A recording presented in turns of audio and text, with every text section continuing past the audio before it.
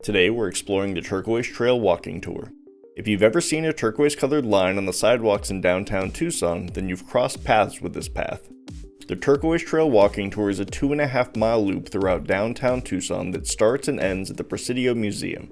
However, you can start and stop wherever you'd like.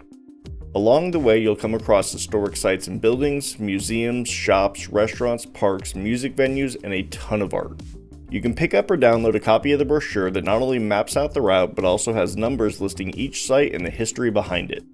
You can pick up a printed, self-guided walking brochure from the Presidio Museum, Visit Tucson Visitor Center, Hotel Congress, or the AC Marriott Hotel.